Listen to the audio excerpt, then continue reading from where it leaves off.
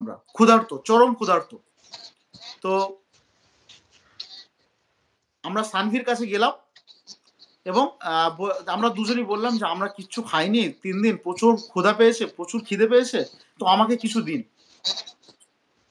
আমরা দুজনই বললাম। তো উনি আমাকে সানভি কি করলো? আমাকে ৳১০০ দিয়ে দিল। যে তুমি কিছু নিয়ে খেয়ে নাও।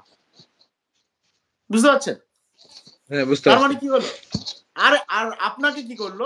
আপনার অবস্থাও একই ক্ষুধার্ত। তো সানভি আপনাকে কি করলো? আপনাকে একটা কাজ দিল।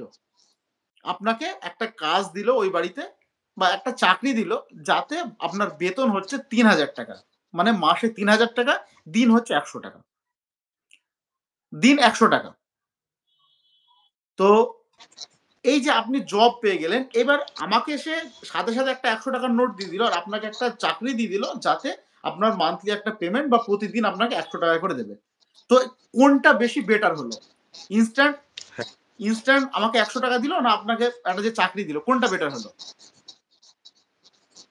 আমাকে যেটা এক্সাক্টলি, চাকরি দিল সেটাই এক্সাক্টলি। ভালো এই লাগে। কনসেপ্টটা যদি বুঝে যান তাহলে আপনি সব বুঝে যাবেন।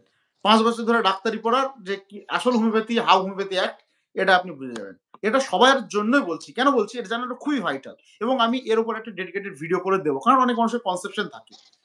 এখানে যেটা বলা প্রয়োজন যে আমাকে যে ইনস্ট্যান্ট ৳১০০ দিল তাতে আমার সাময়িক একটা রিলিফ কিন্তু হলো। আমি আজকের দিনটা খেয়ে কোন রকম আমি চালিয়ে দিলাম। আগামীকাল তো আমার তো সেই অবস্থা।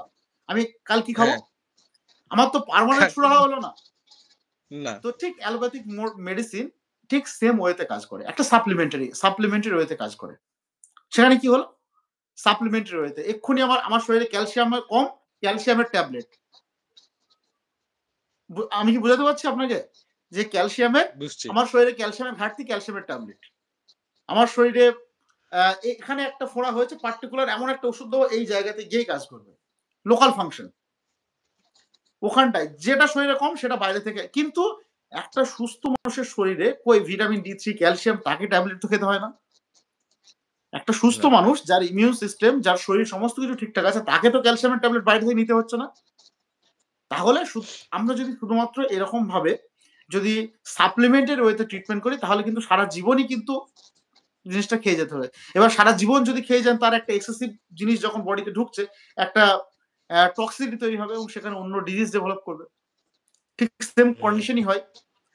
আর আপনাকে যে চাকরিটা দিয়ে দিল এই সেম ওয়েতে কাজ করে, মানে আপনার একটা পার্মানেন্ট একটা সলিউশন করে দিল। এই কাজটা করে হোমিওপ্যাথিক মেডিসিন। কি করে?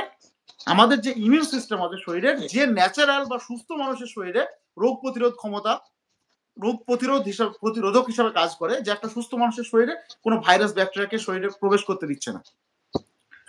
ঠিক সেম কাজটা আপনাকে করে দিল, সেটা হচ্ছে হোমিওপ্যাথিক মেডিসিন। যে আপনার ইমিউন সিস্টেমকে স্ট্রং করে দিল। ওর ডিরেক্ট গিয়ে ওর লিম্ফ নোডের উপর আমাদের ওষুধ কিন্তু গিয়ে কাজ করে না। ওর ইমিউন না। সিস্টেমকে আপনি ওই কথাটা বললেন বলে আমি বললাম যে ওটাও রিলেটেড। মানে ওটা ওষুধ খেয়ে যে ওটা সিম্পটম আমি বাদ দিয়ে দিয়েছিলাম, ব্যাপারটা এরকম নয়। আমার টার্গেট তো ওর না। ইমিউন সিস্টেম, ওর শরীরকে সুস্থ রাখা, যাতে ওর শরীর নিজে থেকে রোগটাকে বার করে দেয়, রোগটাকে তাড়িয়ে দেয়, যে ইনফেকশন ভাইরাস ব্যাকটেরিয়া আছে সেটাকে বার করে দেয়। এটা আমার টার্গেট, আমাদের টার্গেট যারা ক্লাসিক্যাল ওয়েতে ট্রিটমেন্ট করে। তো আমাদের মেডিসিন গিয়ে তাদের ইমিউন সিস্টেম, শরীরের যে অনাক্রমণ ক্ষমতা, রোগ প্রতিরোধ ক্ষমতা, তাদেরকে এনহ্যান্স করে, তাদেরকে ঠিক করে দেয়, তাদেরকে শক্তিশালী করে দেয় এবং তারা অটোমেটিক্যালি ঠিক সুস্থ মানুষের শরীরে যেরকম ভাবে ভাইরাস ব্যাকটেরিয়াকে প্রতিরোধ করে, তারা বডির বাইরে বার করে দেয়, ঠিক সেই কাজটাই কিন্তু। জি। এটা প্রমাণও পাইছি আমি। একদমই। এইবার আপনি বলেন, আমার আমার প্রমাণটা আপনি বলেন। আমার কিন্তু স্যার হচ্ছে মানে ছোটবেলা থেকে আমাদের মুরুব্বিরা কিন্তু সবাই বলে যে হোমিও ওষুধেই হচ্ছে আসলে আসল ঔষধ। তো একদমই। আমি ছোটবেলা থেকে কিন্তু হোমিও ওষুধের উপরে বিশ্বাসী ছিলাম হুম। না আসলে। তবে আমার ছেলের ক্ষেত্রে আসে সেটা আপনার সাথে পরিচয় হওয়ার পরে আমি মানে হোমিও ওষুধের হচ্ছে ফলাফল গুনাগুণ পাইলাম। তাছাড়া আমার হোমিও ওষুধের প্রতি আস্থা ছিল না আসলে। একদমই। সেরকম কোনো বড় সমস্যা পড়িওনি। তো হ্যাঁ, আলহামদুলিল্লাহ হ্যাঁ, এখন হ্যাঁ। আমি নিজেও বুঝতে পারছি যে আসলে অ্যা আ একটা জিনিসের উপরেই আসলে ট্রিটমেন্টটা চলেনি। কারণ যদি লিম্ফ নোডটাও কমছে, তারপরে আমার ছেলের ওই যে জ্বর সর্দিটা কমে গেছে। একদমই। মোটামুটি ও নাইলে আগে ১৫ দিন পর অসুস্থ হইতো। সেটা তো আপনাকে ডিটেইলস বলাই হইছে। একদমই।